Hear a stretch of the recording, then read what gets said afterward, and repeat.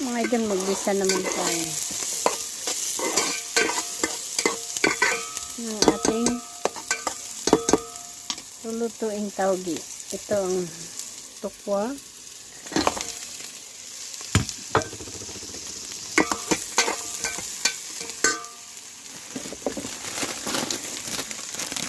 Gisahin lang natin yan bago luto na naman yan siya, mga idol. Itimplahan lang natin mamaya. Tapos tawgi, sunod na natin ang tawgi kasi luto naman yan, mga idol.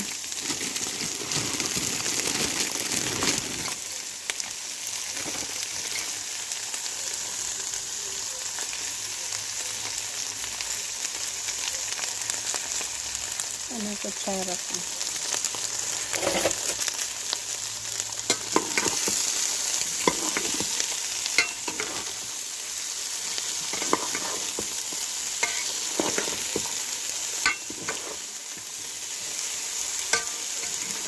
Ito na naman yan sa mga idol. Ano na lang pakuloan natin. Lagyan ng ricado, pampalasa, tsaka yan. Ibot na natin yung mushroom.